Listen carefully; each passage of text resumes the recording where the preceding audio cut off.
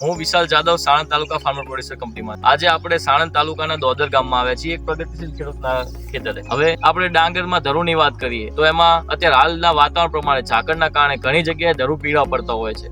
તો તમે આ ધરુ જોઈ શકો છો કે કેવું એકદમ લીલું છે. આ ધરુને આજના દિવસે 1 મહિનો ને ઉપર 5 દિવસ થયા છે. હવે ડાંગરનું ધરુ કયો કે ગમે તે પાક કયો, એમાં શરૂઆતના સૌથી વધુ જરૂરી વસ્તુ જે હોય એ હોય મૂળનો વિકાસ.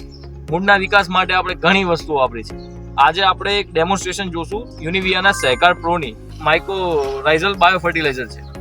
આ તમે જોઈ શકો છો કે આ 2 અલગ અલગ ધરુ છે. હવે આ જે રહ્યું એ આ ખેતરનું ધરુ છે અને આ જે રહ્યું એ એની આગળ ઓલ બાજુ જે ખેતર છે એનું ધરુ છે.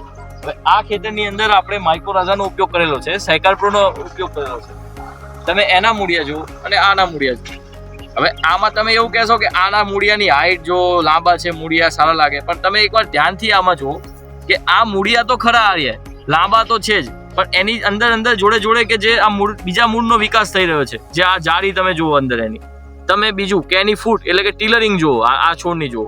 તમને બતાવી દઉં કે દાખલા તરીકે આની ફૂટ જુઓ તમે ખાલી આની, અને એ જ આપણે ઓલા ખેતરનું લઈએ તો એની તમે ફૂટ જુઓ.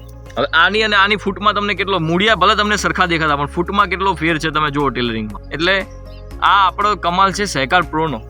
હવે આ પ્રગતિશીલ ખેડૂતો વાપર્યું છે, અને જે લોકોને પણ અત્યારે હાલ હજુ એવો પ્રશ્ન આવતો હોય કે મૂળનો વિકાસ સારો નથી, મૂળનો વિકાસ હજુ સારો કરવો છે, તો એની માટે આ પ્રોડક્ટ બહુ હું તો મારા તરફથી રિકમેન્ડ કરું છું.